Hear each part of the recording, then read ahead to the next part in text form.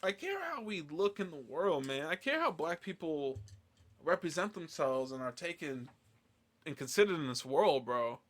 And I think I'm like the only one that gives a shit. You know, that's how I feel because like, woke up, woke up, guys. Welcome back to MopedJet. Wow. It's now MopedJet. Why is it called MopedJet? Because I want a Mosep and I want a Jep, and that's it, dude. We're MopedJet today. What do I want to talk about? I got booked, bro. I got booked. I'm a comedian and I'm a multi-talented person, to be honest. I'm super talented. So I got things going on in my life. Like I'm super smart, so I work as a scientist, and I'm funny, so I'm a comedian sometimes. And this time I got booked. I got a show. I got a 15-minute spot down in Mason City, Illinois. Come on down if you somehow hear this and somehow are close to wherever Mason City, Illinois is, and then somehow show up on a Friday night. But I'll be there. And guess how I got that spot? Just existing. Just existing, bro. My talent speaks for itself, man. To be honest, bro, like I've been doing comedy for about coming up on 3 years. Well, I don't count this year because this year I was so busy I didn't really do any mics. I can count on my hand the number of mics I did. I did a mic at the Wakery before it closed down, killed that shit. Did a mic at the jukebox before it closed down, or not, because it's still operating. Absolutely destroyed that shit. I ran a little long, but I absolutely killed it, so it didn't feel that bad.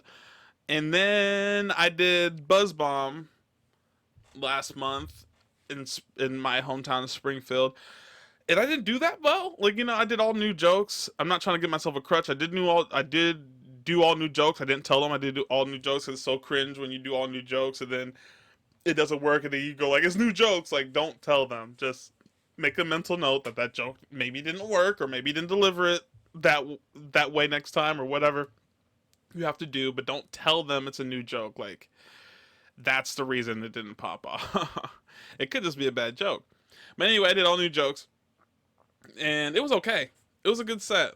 It was mostly a comedian uh, show, just nothing but comedians in the crowd, maybe like a couple, but yeah. But I got booked, man, and I love that.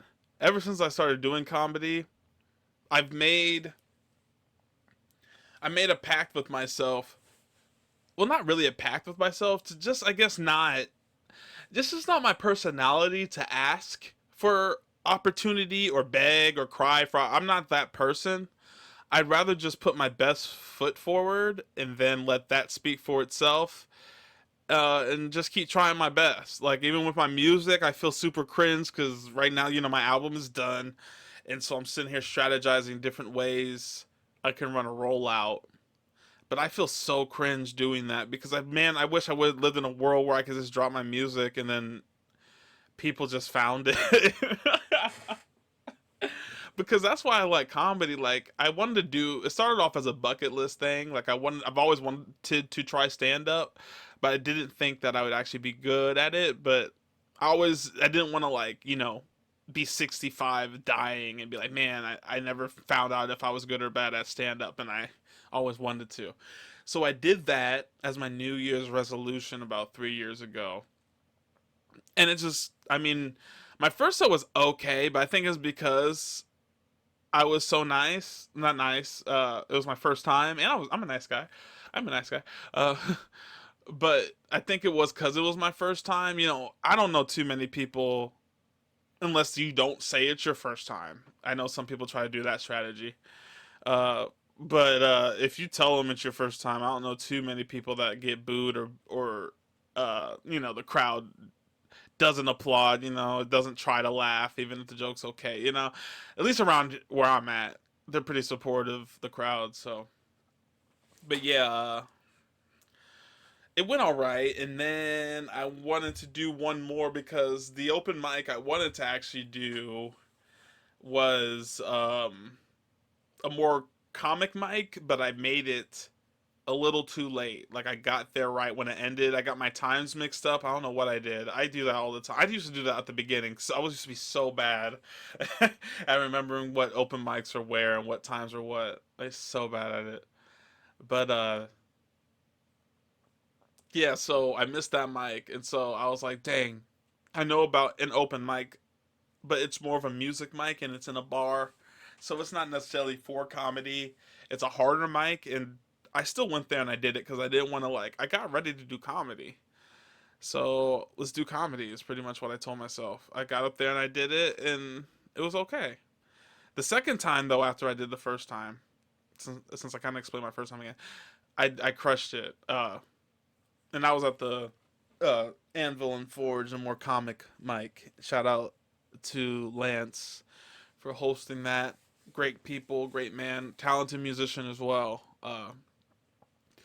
So yeah, ever since then, man, it's just been me. I made rules for myself. I said I don't want to do any race jokes. I mean, I do some like I do like race adjacent jokes. Like it's kind of hard not to bring up race, in certain situations or evoke race in your performance. But I don't want to just be like, I'm a black guy and he's a white guy and you do different things. Like that's so to me it's like the weather. It's like to me it's like the small talk of comedy. It's like going out and being like, "Hey, the weather it's kind of cold, huh? Or it's kind of hot." And the other guy going like, "Yep." Because you guys both just experienced it and it's the most obvious thing you had to experience. Like when you go up there as a black man doing comedy, the most obvious thing is you're a black guy. So it's just saying like, "Hey guys, did you notice I'm black?" So I think it's one a crutch. So I try to stay away from race jokes. Also, there's enough people doing that. There's definitely enough people doing that. So y'all can have that. I'm gonna try to do some new shit. I'm always not trying to do new shit. I like to do general jokes. So I made that was one rule. No race jokes. And what was my other rule? Try to stay away from the sex jokes as much as possible. Like, ooh, I got my ass ate. Ooh, I busted across the room. Like, and that's the punchline. Like, it's okay if it's the setup, if it's a situation that leads into something where the punchline isn't you just having an orgasm, you know, or you just her muff was terrible, bro. Her muff smelled bad. I've heard it all, dude. Like, I've heard all of that low hanging fruit shit, So I gave myself no race jokes, no weak ass sex jokes, no politics jokes because I'm not Trevor Noah and I'm not Jon Stewart and I don't give a shit about politics, uh, like at all, at all. Uh, I think that's and not beg for shit. Just keep showing up, keep being as funny as you can be. Don't slide into people's DMs like, "Hey, can you put me on the show? Hey, can I host? Hey." Like now if an opportunity like a mercenary board pops up like on the internet, I saw this one person saying, "Hey, I need a comedian for this thing I'm trying to do down south." I hit them up, I got the show. That to me is a lot different because I didn't slide to them and be like, "Hey, I'm a comedian from, I really want to do this, and I see you have a venue, and if I just wash the dishes a bit, if I bring all my family, and if I bring my mom and dad, and my brother and sister, and my significant other, can I please headline? Can I pretty please headline?" Nah, fuck that, bro. I'm gonna let myself be known by how the crowd reacts to my name and how the crowd reacts to my work. That's it. Music, uh, comedy, anything that I do. This, like I know like this has like maybe one averages at 2 views. That's okay to me. That's all right because to me, I'm gonna build from that eventually. Most podcasts don't even start rolling into algorithms and stuff until like 200, 107. Like not usually episode 7. Not even episode 18 like this one is. I can't believe I remember that. But yeah, man, I see a lot of crybaby shit, man. I ain't gonna be a crybaby. I'm not gonna be a crybaby for it. I don't. You guys can hold the rattle. I'm gonna hold the mic. You know, hold the rattle and make all that noise. I'm gonna make the noise with the microphone, bro. And people either gonna respect it and invite me to do it for them, come out, give me some cash, or they're gonna not, and I won't get the opportunity. But that to me speaks more about what I'm doing than what people are doing. I put the responsibility on me if I'm not getting opportunities. A lot of people, man, I be seeing them, man. I don't want to say no names, man, because it's not that kind of podcast. I'm not that kind of guy either. But it's just some. It's kind of. I mean, art is a weird. If you don't do art, bro, if you don't do art for real, like if you do it from your house, that's cool. But if you're not out on these streets, you don't know how crazy it is. And it's okay. You can do art from wherever you want. I'm not trying to judge you if you're doing it from your house. I do my music from my I don't perform. I haven't performed in years. I've made albums. I haven't performed in years. Uh, but like, and it's because of this. Because music is what's so political. And I got into comedy really to try to get people to look at my music because, like, I live in the Midwest. A lot of people aren't really looking for rap, to be honest. And if they are, they're not looking for 30 minutes of rap or even 15 minutes, maybe like 10. So I decided, like, hey, man, people are definitely looking for jokes, and there's a lot more jokes and mic opportunity. Jokes. There's a lot more opportunity and stage opportunity, performing opportunity in comedy, especially where I'm at. So I decided to do that to try to get them to my music. But I'm low key finding out that I think I'm raw as hell at music. But you can only go where the people want you to be at in entertainment. That is. So I'm gonna keep doing music, but people love my comedy. It seems like I get opportunities, even during this year. I said I didn't touch mics. That was my own choice. I didn't touch mics. I wanted to focus on my wedding and my honeymoon. But the whole time, bro, almost every other month, hey, can you do this show? Hey, can you host this? Can you do this? Can you open here? I was like, I want to, but all my money and attention, especially on the weekends, has to go to this, or it's not gonna work. I'm not gonna organize it. I'm glad I did that. I'm not complaining or anything, but I'm just saying, bro, my comedy speaks for itself. If you don't know, man, like check out my shit. Check out. I got some clips on YouTube. I got uh, my headlining act when I did the Wakery. Rest in peace to the Wakery. That was a good joint. But yeah, man, fuck with me, man. All right, what else can we talk about, dude? I was thinking. No, these are my bits. Where's my podcast ideas? There they are. I kind of went on not a huge rant, but a rant about the N word. It's because I care, bro. It's because I care how I care how we look in the world, man. I care how black people represent themselves and are taken and considered in this world, bro. And I think I'm like the only one that gives a shit. That's how I feel because like that clip I made, I got a lot of people not catching the point of why we have to stop saying the N word. Did they not realize like black people are the most studied people on the planet, period. I don't care what anyone says. We first of all, they looked at us as animals for a little bit, so they definitely had to study us. And now in the modern day, I mean, bro, our slang, our music, our our dress, our talk, people study it, people pick up on it. So why are we giving them an image of ignorance? Is all I'm saying. We can give them a lot better image, especially if you want to be like, oh, I'm a king.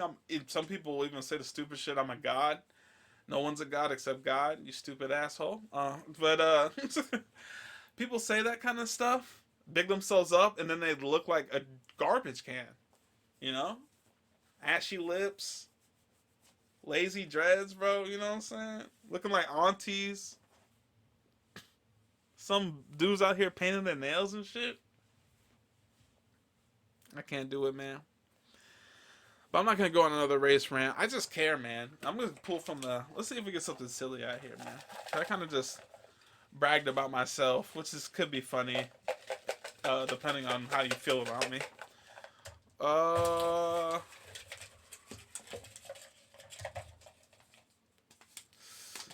let's see. Well, huh? This is another black thing. I'll keep that for another time. It is true though. I'll keep it for another time though.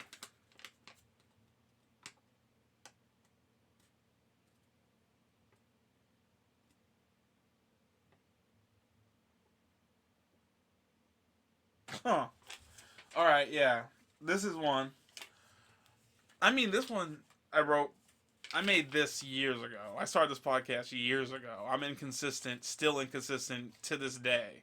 I'm consistently inconsistent. So give me that. Give me that. Yes, I hacked the code, bro. You're not inconsistent. You're consistently inconsistent. But this one was relevant like 2 years ago. But I'm still gonna talk about it. Remember when everyone was red pill and alpha male talking, bro? Everyone like everything was high value this, matrix that. Let me tell y'all something. There are exactly this many amount of alpha males. And if you're not watching the video, I'm holding up a 0. Kinda. I don't want to put the 3 fingers up because then I'm technically holding up 3 fingers and someone could try to turn that around. Internet little smart aleck asses. But there's exactly 0 alpha males on the internet. There are no alpha males on the internet. You know why? Alpha males don't stay on the internet all fucking day. Alpha males are doing shit. There are no alpha males on the internet. Those people that are like, oh, I'm red pill. Oh, this is how you get a chick. Don't listen to them. They aren't married. They're not even in relationships at the time. Hey, and they're definitely not getting as much pussy as they're saying they are. You know why? Because they do podcasts with a room full of guys for 5 hours at least. Or a room full of women that they degrade. So they're definitely not having sex with them. You know, like internet red pill men, they're barely high value. They just have a lot of money. You know? Just because you have a lot of money doesn't mean anything. Like, you can pay your bills and fuck a lot. That doesn't mean you're an alpha. An alpha male actually has something that is contributing to the village. You screaming about women and all the women you have had sex with does not do anything for the village. In fact, if electricity and the internet didn't exist, what would you be doing at all? You'd be considered a crazy person if you're doing this, just talking. You definitely wouldn't be eating because you got to work to eat. You're not working. You know what I'm saying? So don't believe these fake alphas. People will still believe them though. That's the thing though. Like, I'm coming to find that a sucker is made us every minute on the internet. Like, if I was a bad person, I think this all the time. Maybe I am a bad person secretly if I think this all the time. But I think, like, if I was an orphan or my parents didn't exist, at least, because I don't want to embarrass my parents. My siblings, they'll forgive me when the money starts rolling in. But my parents would never. They would never forgive me because, and also my family name and my legacy. If I was an orphan, I wouldn't probably be attached to all that shit. And I could do more not give a fuck shit. But my brain won't let me because I'll always do the think about your parents. Think about what your grandparents would say, rest in peace.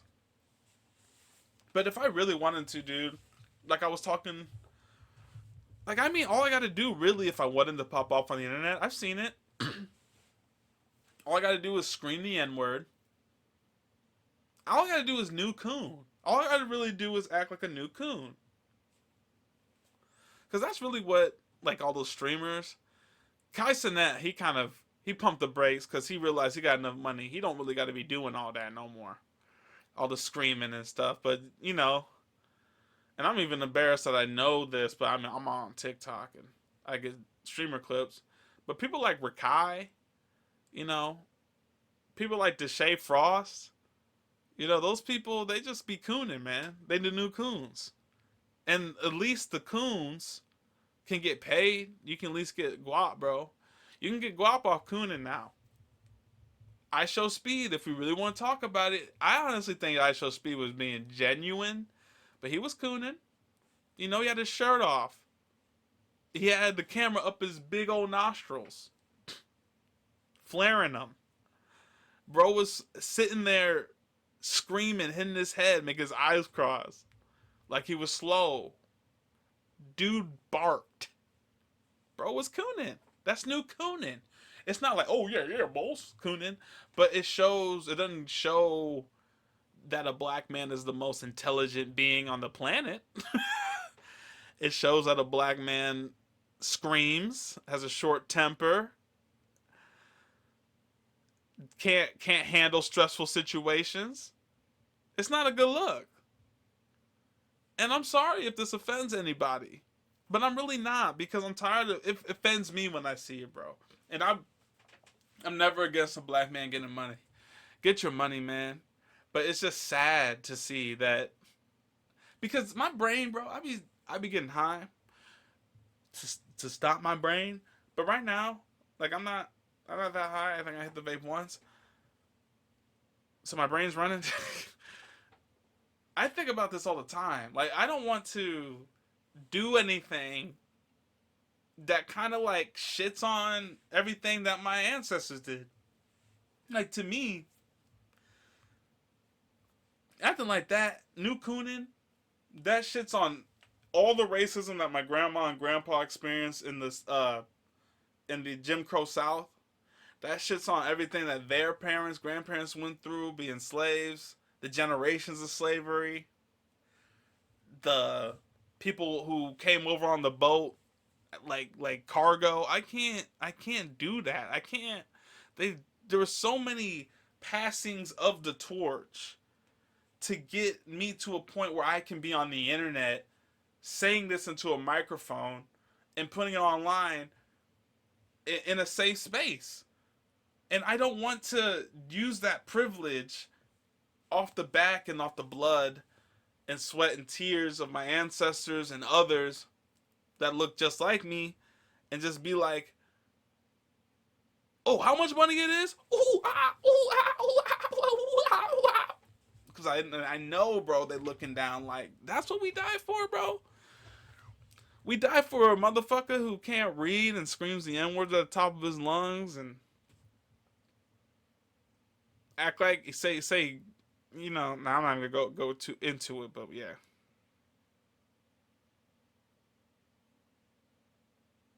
So yeah, that's that. Oh man, I have this list right here. I already called some of them out. I think it's a growing list though. That's why I don't wanna. I don't know if I want to say it yet. But it's like artists that I consider a red flag. Like, if you listen to this person, I think that there's something wrong with your brain. Like, and I know that music's subjective and all that, but if you listen to these artists, I don't. I know our conversations aren't going to be that long. They're not going to last that long. You're gonna be a high and by entity to me. So I'm not gonna talk about it because it's very short right now. It was clearly a bit that I was working on and forgot about.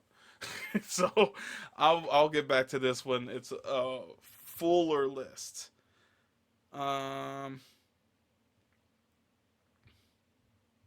Oh, this is a good one. I already talked about begging ass comedians, so I might as well talk about other things I don't like in comedy.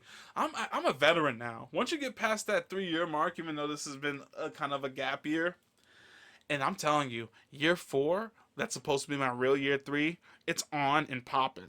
For real. Like, I have a plan, like, because with comedy when I started doing. Oh, and that's the other rule I made: make a plan, make a timeline, and stick to it. Because when I started rapping, I was really young, and I was just like, yeah, just keep rapping, and I'm still kind of like that because there's really no music is such a crapshoot compared to comedy. Comedy, it's just some grind mode, but you can get to a certain level. It depends on what you want from comedy, and I don't want that much from comedy, so I can get what I want from comedy if I just grind. Um, so my first year was to see if I was funny in my town. I'm funny in my town. I'll keep it at that without sounding crazy. Um, Next year, year two, find out if I was funny and in my state. I did a couple places in the big. I mean, I did a couple appearances in the big cities in my state. Not the big cities, but bigger cities, similar sized cities to my city. Other cities made them laugh everywhere I went. Felt great. And then um, year three, I was gonna see now. Can I? Year three was gonna be the real test. Like all that year one and year two is really just prep. Year three, I'm gonna go to Chi-Town and St. Louis because those are the biggest towns near me. Maybe swing over to like Cleveland if I can do that. I don't want to get shot though. Cleveland, swing over to Detroit. Don't want to get shot though.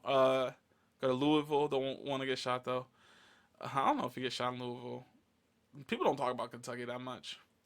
But anyway, this would be the years where I try to hit the metropolitan areas and try to go where the big boys are at, where the people that will boo you are at. Because I can make the small town people laugh. I'm not trying to, hate or say anything about that, but I can make y'all laugh. The city people, they got a little more shells to them. They've seen a lot, they've heard a lot. There's so many comedians up there. Like I'm jumping into the to the to the arena, really. Not the arena, because that would be like big boy shit. That would be like me selling out arenas. This podcast having like at least 100,000 views on it.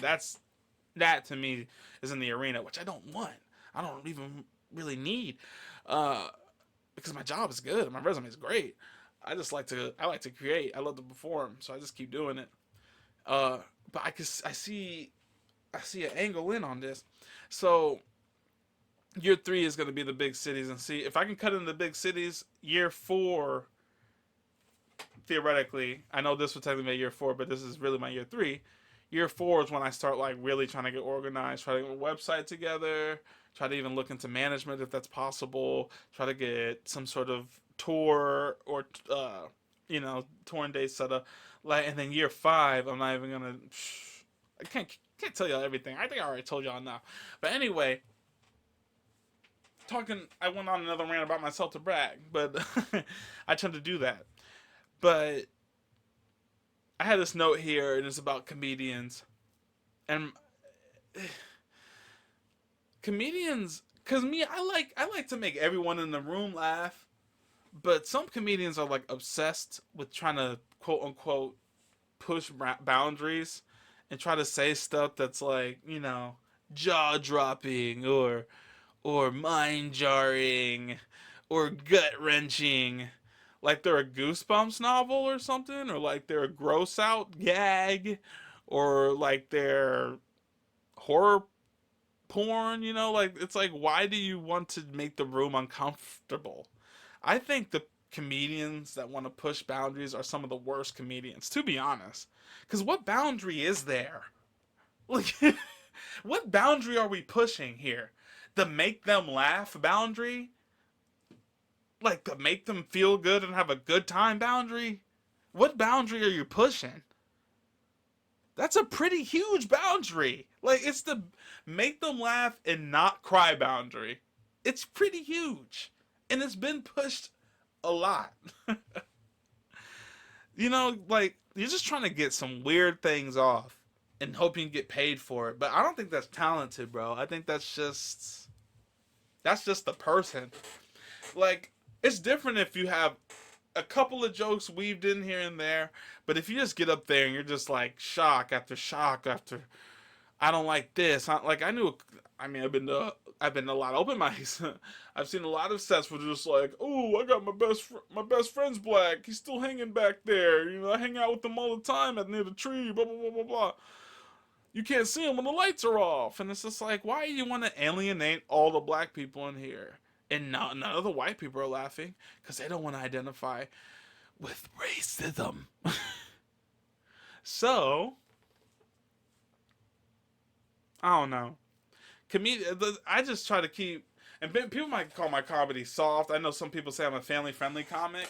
Uh, cool, great. That means families will come out. Like that doesn't bother me at all. That's great to me. Call me a family. I'd rather be a family friendly comic because those comedians got a lot of opportunity, and that is by design. You know, I made my four rules, and it pretty much broke down to, well, my three comedy writing rules, and it pretty much broke down to just like telling life stories and coming up with general specific concepts. And if you don't know what I'm talking about, it's because you haven't seen any of my clips. Go check out my clips, man, on Take It Easy MG on YouTube. But I think this podcast has ran enough. We've gone to the 30-minute mark. We made it. I didn't know if I could actually do it today. I was just kind of riding off vibes on this one, so I hope it worked out. Make sure you check out my link tree in the description. Get yourself some merch. This right here, check it out. It might look familiar. It's the channel icon. You can get that on a hoodie, t-shirt, wife beater. Don't know why they call it that. You can get a lot of other stuff there too, man. And when my album rolls out, I gotta sit down and actually design some. But I plan to roll out at least a few new designs. One of the album artwork, so make sure you pick that up because it's gonna be dope. And then a few other things, probably referencing the album, and hopefully you get into that, and maybe that will lead me into finally updating my store because it's been in existence for about 3 years, and I thought I was gonna do seasonal updates like fall 2025 collection, spring collection, but that just didn't work out. I'm just not. I mean, I could be a graphic designer probably if I focused on it, but at the time when I made my store, I was trying to get my career set, and yeah, so I made a lot of designs. There's a lot on there, but I should add new designs. But anyway, let's end this podcast. This was MopedJet. Make sure you hit that like button. Make sure you leave a comment. Make sure you subscribe. Make sure you eat your vegetables, man, and heat them, I guess, because I can't talk.